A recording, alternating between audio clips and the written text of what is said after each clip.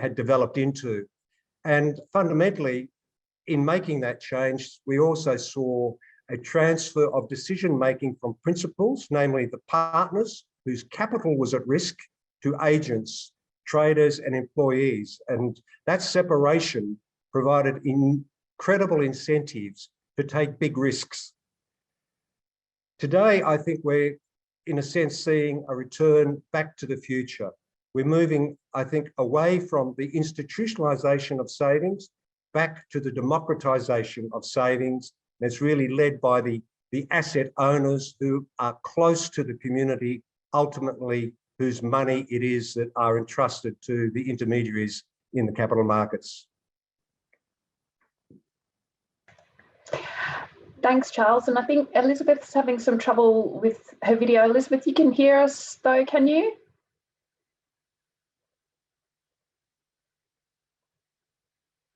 Can you hear me? Can you hear me? Thank Yes, you. I'm here. I'm here. You'll just have to look at the photograph, I think. Unfortunately, I don't know why the screen hasn't come up, but I'm definitely here. Right. And I too would like to pay my acknowledgements to the leaders of the Gadigal people, of the Eora Nation, and particularly acknowledge the extraordinary amount we need to learn from our First Nations people, including material that we need to learn from them about culture. So look, I just want to begin. Thank you, Charles. As always, Charles has given us a great historical framework for discussing today the culture topic. I want to begin just by refreshing the memory of all of the participants on the call about what the ASX Corporate Governance Council is and what it isn't. I'll be very quick though. The Council's been in existence for a long time, 19 members, as has just been said by Kate. The extraordinary thing is that if you look at the representation of adult Australians, the members of the ASX Corporate Governance Council actually represent directly or indirectly some large number of Australians. 15 to 16 million at least are represented by those members. And I particularly today want to obviously acknowledge two of our members who are sponsoring the conference, ACSI and the ASX. So the ASX Corporate Governance Council fundamentally produces the document already referred to by Kate. And I want to say something about, at the outset, about changing expectations of corporate culture.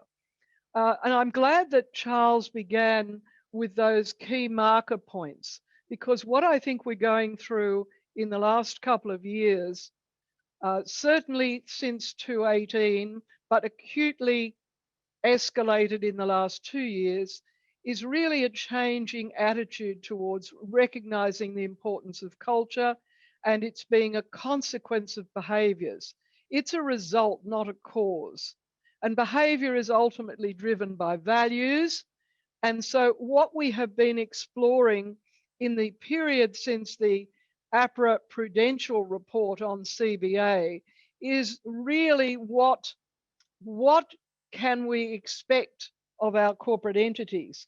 And I was particularly pleased that Royal Commissioner Hayne focused on going beyond the important point of not breaking the law, but also to seek to do the right thing. And interestingly, he was echoing something that a previous High Court Judge, Neville Owen, had said about the HIH Royal Commission, that corporations need to be focused not just on making sure they obey the law, but in seeking to do the right thing. So what I'm finding extremely interesting now is how much engagement at the board level we now have in understanding what culture really is, how to recognize an unhealthy and destructive culture, how to look at the evidence of consequences, and how individual conduct can bring organizations into the public spotlight where the organization seeks to protect itself or special individuals ahead of calling out unacceptable behavior. So I think we have seen a shift. We brought out the 4th edition of the ASX Corporate Governance Principles and Recommendations in February 2019. And I'll take just a minute more to say that I think in the lead up to the publication of that 4th edition, we had some very spirited discussion inside the council, but perhaps more interestingly, even from the hundreds of submissions which we received on the draft document. So we had the full spectrum of people, from those who believed we were putting too much attention upon culture, who were very negative about using the phrase social license to operate, through to many, many, many organisations and individuals who believed we should have gone further and we should in fact bring out that phrase, the social license to operate. I think in the period since February 2019, we have seen powerful spotlights being shone on the changing community expectations and on the understanding that there's nowhere to hide today. That's probably enough from me to start, I think. Kate? Thanks, Elizabeth, and thanks, Charles, for those introductory comments. And for all those who are online, we are happy to take questions as we go through, so please don't hesitate to put them in the chat. We'll try and get through as many as we can. Of course, you know, taking my liberties as facilitators, I might get started with a couple. So I think, you know, it's pretty clear that most directors and other stakeholders recognise that positive company culture is important to long-term performance. And we've talked about some of those changing signals and dynamics, you know, over the course of the experience of Charles and Elizabeth. I mean, more recently, we've touched on a few things. You know, how has the approach to organisational culture changed over, you know, the last 10 years, for example? Perhaps, Charles, and you might like to start. Thanks, Kate. I think probably the most fundamental change over the last decade, and more in recent years, is a recognition that culture is something that is part of a director's oversight responsibilities. Some years ago, when it was first suggested that boards should have some accountability for culture, there was enormous pushback from the director community. And part of that was that culture means different things to different people. And then it was, well, how can it be measured? How can we possibly really accurately see what it is? And then how can we possibly be held accountable for it? But I think it's now recognised that it is embedded in everything that the company does and the way in which it does it. And I think if I can indulge and just quote from the executive chair of a major company whose products I'm sure all of us on this call have imbibed at some stage. And his quote is, the only competitive advantage we have is the culture and values of the company. Anyone can open up a coffee store. Of course, it's the executive chair of Starbucks. And I think that encapsulates where boards generally have got to in terms of their understanding of the importance of culture in driving the performance of the company and the role that boards have to play in that journey. Thanks, Charles. And I'm just wondering, Elizabeth, does that ring true from your experience, you know, both within the Corporate Governance Council and more broadly? Absolutely. I think what we've seen is this really quite a powerful recognition across almost all of the ASX listed entities that we're dealing with regularly, that adequate oversight and challenge by the board and the gatekeeper committees does not stop with financial data. It absolutely includes who is accountable for particular behaviours, who is accountable for certain risks. Are people being held accountable? I think that there are very few senior business leaders today who would not, certainly not at the chair level, who would not be encouraging very active debate inside the boardroom about what the culture was, how were they getting data on the culture, what were they able to discover as they moved in the company what visibility, what spotlights could they shine, so that they made sure they were not just getting, for example, the view of the executive committee, the CEO and the executive committee. Nowadays, all of the chairs I talk to, and I talk to a large number, they're all talking about how do we understand our current culture? How do we test to make sure that there are no issues or incidents or risks that are being kept from us? Is enough attention being given to behaviour? And I think one of the powerful changes, Kate, is I don't want to talk about individual companies, but we have seen some particularly effective, rapid change that you would not have seen, I don't think, 5 or 10 years ago, where people have been held accountable for things that should not have happened.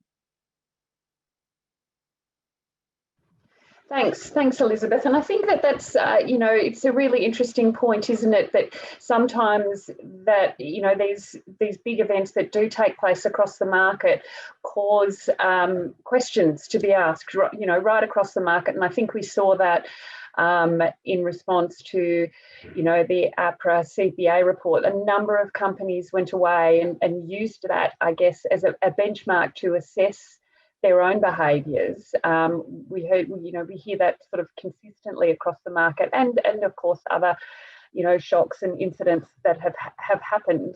And we've talked a lot about the questions that directors might ask and the challenges and the difficulties. I mean, how does the board get an accurate read on the culture of their companies? It's, you can't just sitting in the boardroom. That must be a challenge, I guess, to get an accurate read. How do they go about it? I think both Charles and I would have views on that. But can we just say something? I do think we should acknowledge that the prudential inquiry that APRA commissioned, and it was a very powerful starting point.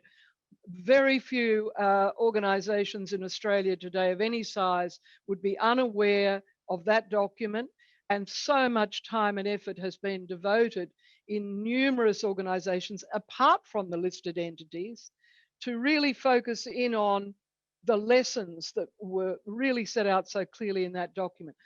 So I'll let you go back to Charles, and then I'll come back and add something on some techniques that I've seen in trying to get a good cultural read. Kate, one of the things that struck me during my non-executive career is the contrast of what I would call the board and corporate culture of Wesfarmers with any other company that I've been associated with. It's begged the question in my own mind, why is that so? And my explanation is that the origins of Wesfarmers is it started in 1914 as a farmers cooperative. And therein, I think, lies a large part of the explanation for what Wesfarmers is today. If you think about farmers, they are very practical, pragmatic people. There's so much that impacts their livelihood that they cannot control. So they get on and focus on the things that they can control. And of course, they are members of the community. And much of the culture of Wesfarmers is encapsulated in the concept, leave your ego at the front door when you come into the office. Farmers don't have an ego. And coming back to something that Elizabeth referred to, the ASX corporate governance guidelines, it's pleasing to me that despite all of the tensions that would have existed in that review, the council resisted trying to formalise a social obligation or purpose for companies, because I firmly believe that everyone can only serve one master, but I don't see any contradiction in terms of that. It just comes down to one of time horizon. And this is where culture becomes really important. We can all take measures that will maximise our bottom line this year or next year, but culture is what will sustain profitability over the longer term. And coming back to your question, I think the reality is that there are many indicators to boards that are observable and measurable that give you an insight into culture. They include things like, obviously customer satisfaction data, your climate survey of your own staff, looking at whether you've had any regulatory breaches, looking at your whistleblower statistics and the like. And then, of course, there are many other things that are not measurable, but are observable. And the way in which directors do that is by talking to many people in the organisation, observe how people conduct themselves in meetings, how open the culture is, because essentially what you want is for bad news to travel much faster than good news. Kate, I could only support that list that Charles has already given us. I'd add a couple of others.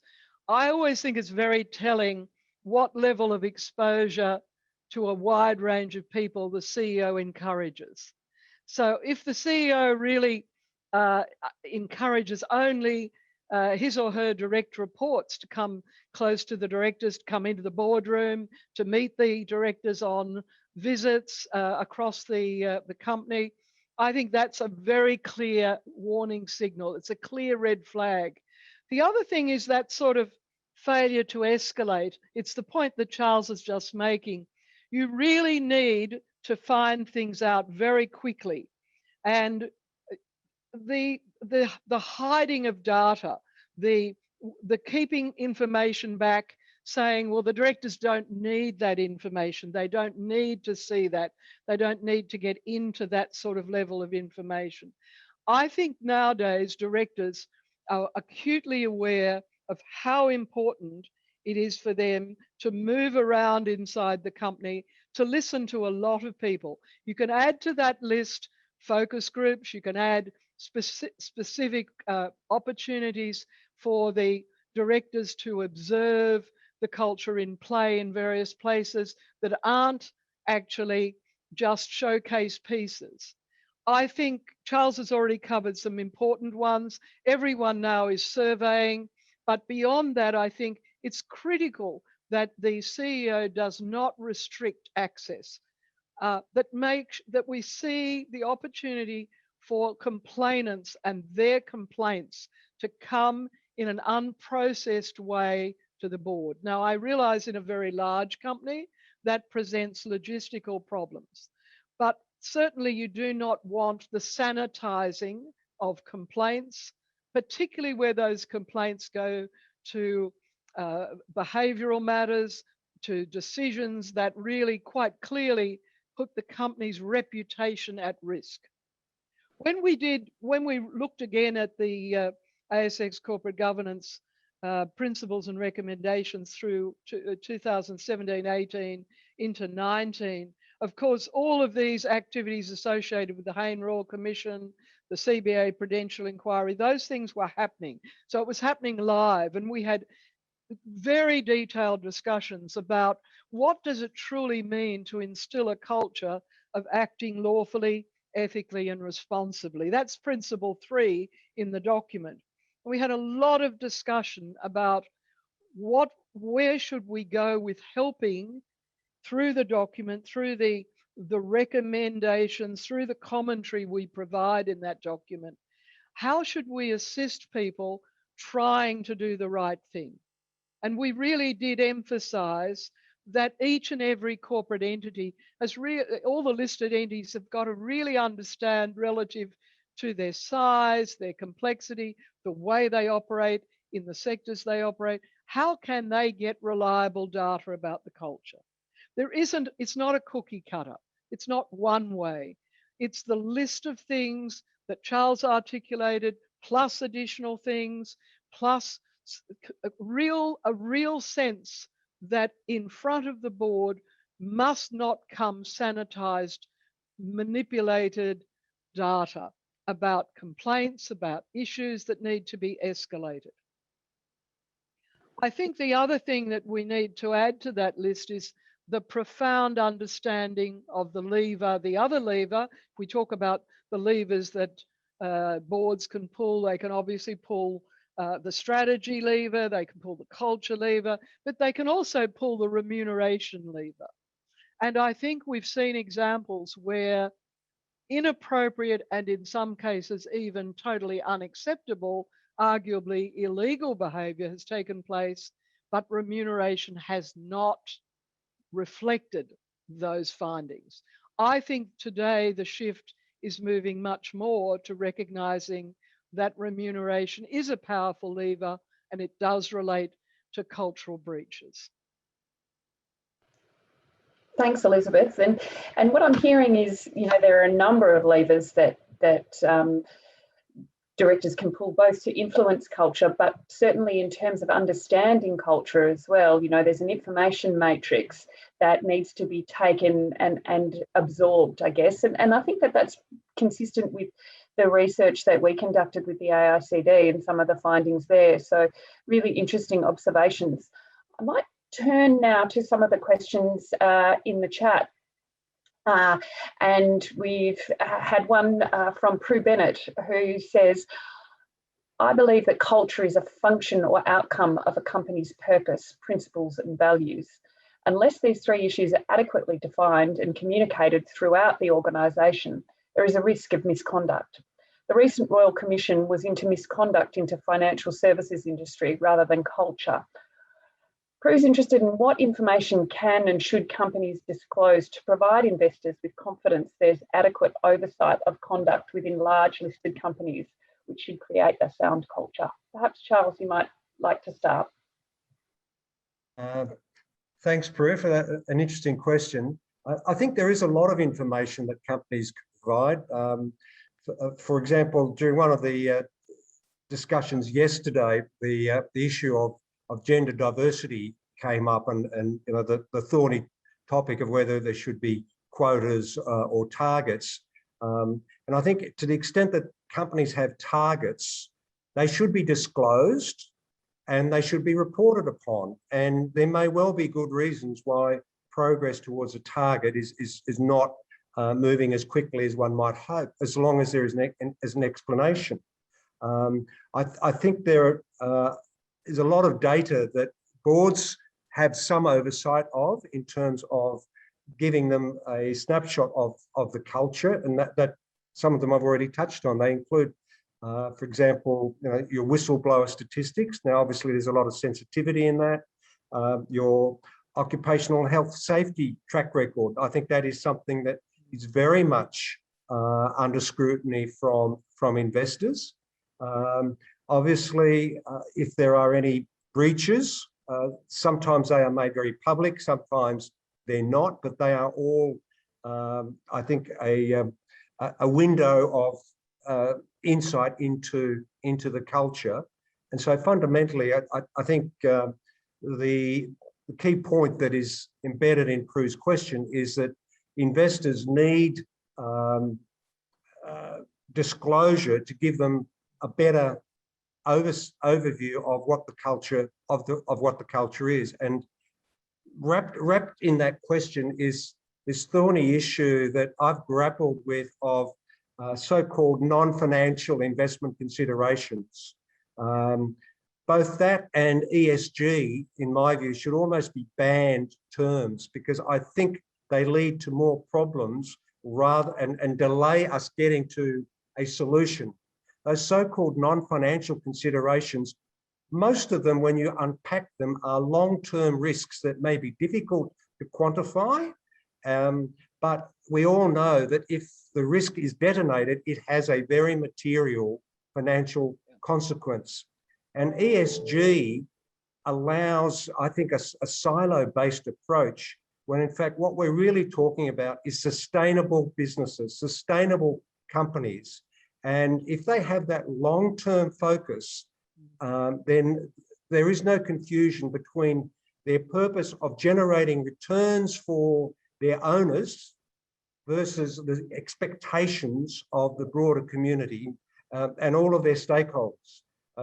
They'll only achieve that long-term purpose if they give proper consideration to all of their stakeholders, their employees, their customers, their suppliers, the community in which they're part of. and obviously increasingly the environmental footprint that they leave.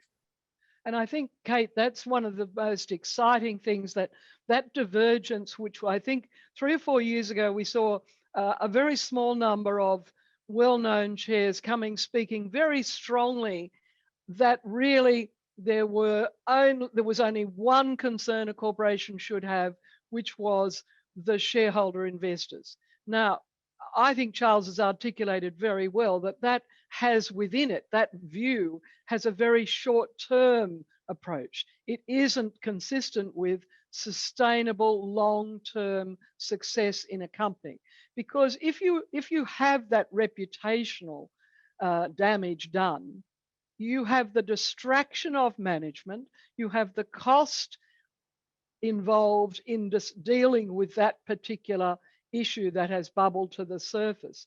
And so if you look at the short-termism problem, and Charles and I incidentally have written about short-termism, and I'm sure Prue is very aware of all of this as well, and I welcomed her question. What I think is pleasing is to see a more sensible dialogue today, recognizing that if we are looking for long-term sustainable corporations, they will seek to do the right thing. They will not seek to decide that shareholders do not need to know about this, that indeed the board doesn't need to know about this. They will in fact be very open.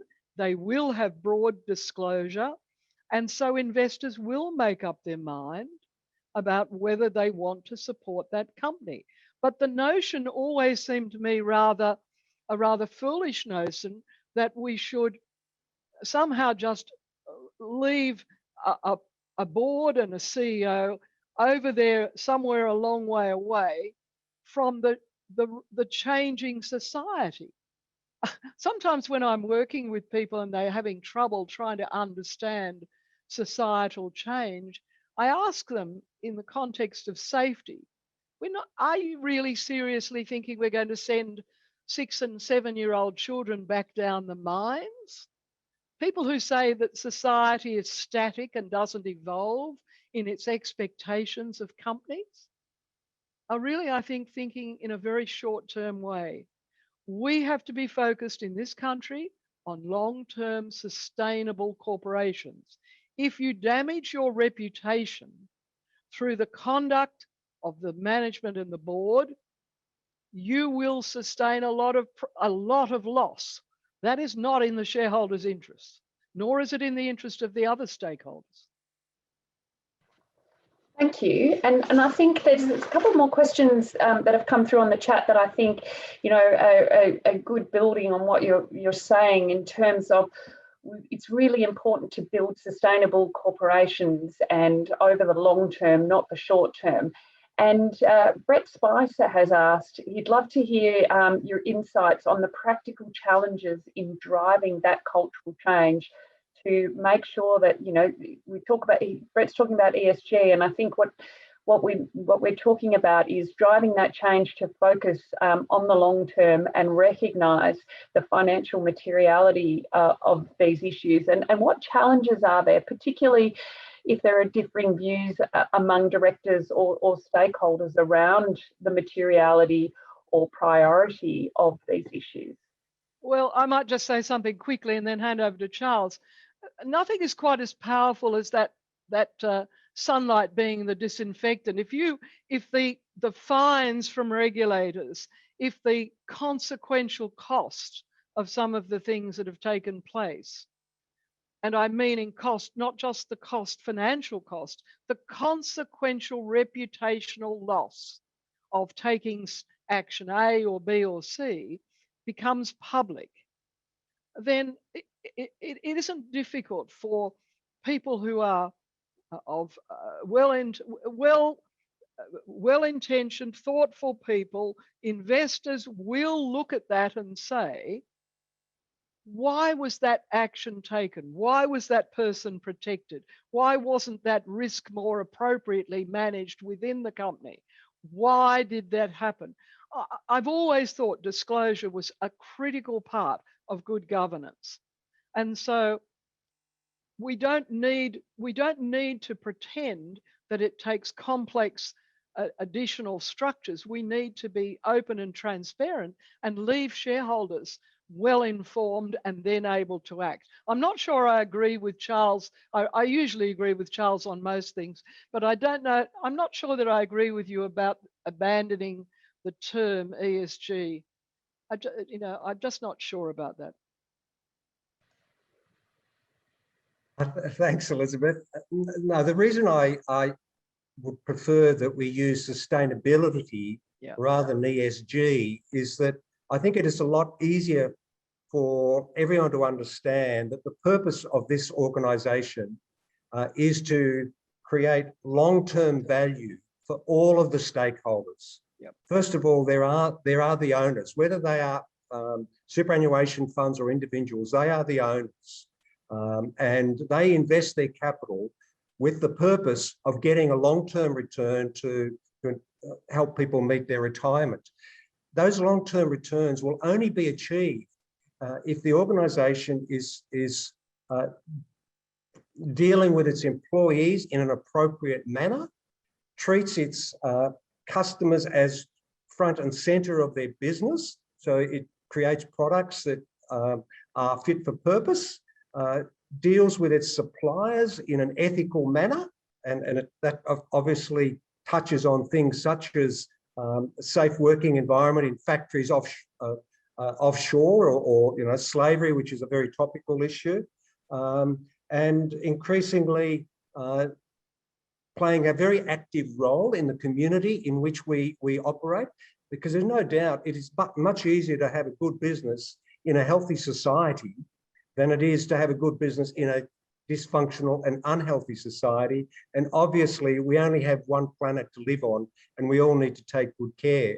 And it seems to me that all of the ESG factors get encapsulated under that one umbrella of sustainability, and they need to be embedded, integrated in the strategic review of the business model, because business models need to change and evolve over time, and they need to be embedded in the way in which the company does business. In other words, in all of its in all of its operations.